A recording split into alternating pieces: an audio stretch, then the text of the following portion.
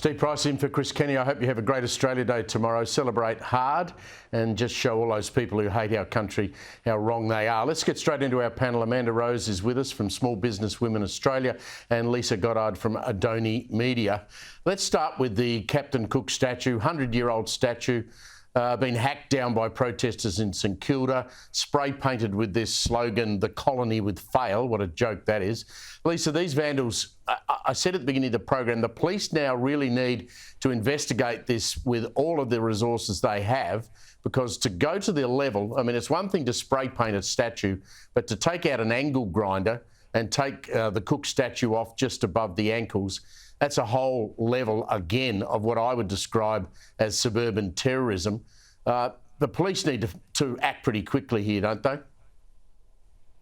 Well, I'm surprised they weren't acting faster last night. You can't tell me that that was a quiet crime at all. You're using an angle grinder on a statue. But you're right, it's absolutely disgusting, it's appalling, and I'm sick to death of living in a country where we have to feel embarrassed to be proud of what this country stands for. You know, in a corporate world where I work, you've got corporates, executives questioning now, can they put a post out on social media to say Happy Australia Day? Now, you go back just even 5 years ago, it was stock standard that companies, small businesses, would all proudly say Happy Australia Day. There'd be the photographs out there of the thongs on the beach, but not now. It is a serious question that's being asked in boardrooms because there are repercussions. And that is just a sad, sad indictment of where we are.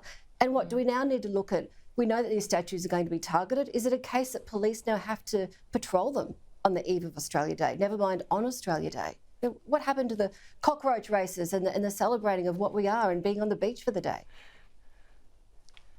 Yeah, you're quite right. And Amanda, Lisa's right. I mean, I think we celebrate Australia Day harder in the regions, in country Australia, than we do in the major capital cities, where, we're pestered by the hard green left who come out and march up and down the street calling it Invasion Day and linking it all to Palestine. I mean, when I was growing up, I grew up in Adelaide, and so Australia Day was just a long weekend. Sydney's the centre of Australia Day and still celebrates it well. But down here in Melbourne, it's basically just a day off. Nobody does anything. Whatever happened to great patriotism and being proud to be an Aussie? It's just simple respect. I mean, we live in the greatest country in the world, I believe. And what's interesting is your point about the regions that celebrate Australia Day more. I wonder if people know that without the regions, we wouldn't have food. So Australia pretty much wouldn't exist. We wouldn't have a supply chain to live off if it wasn't for our country folk and the farmers and so forth. So we need to understand, they understand their role in making Australia great, and we need to respect that. But we also, the diversity of Australia, the inclusivity of Australia, this type of behaviour is the complete opposite to that. We can't claim to the rest of the world that we're inclusive and we embrace differences, and then something like this happens. So yes, the police need to deal with it swiftly. It's criminal. And also don't forget, social media is such a big, I'd say, influencer on things like this, because people love doing things just for the likes or to show off. So we need to show people that is not acceptable. Just, trying to get likes on your social media by doing something so appalling is wrong.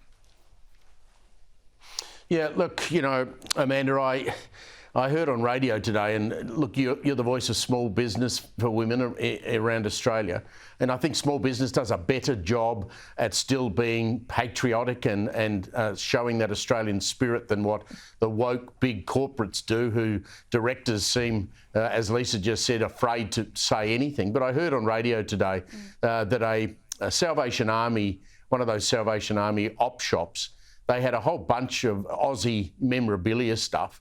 They had it in the window as recently as a week ago, but when someone turned up at the shop today, it was on a table out the back.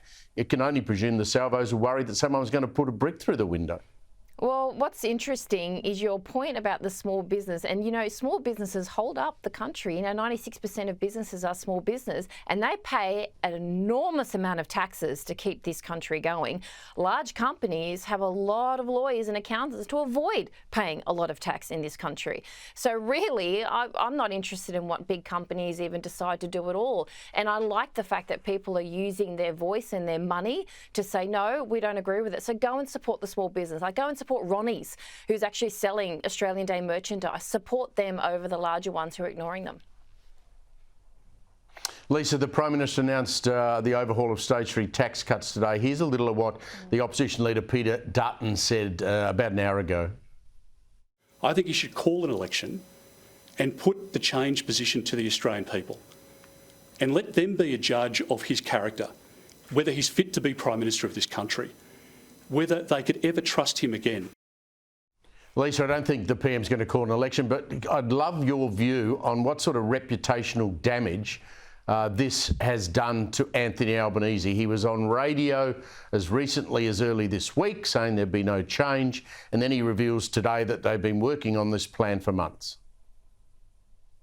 Well, if I was a betting woman, I would say there is one question Anthony Albanese is never going to give a straight answer to, and that is, did you lie?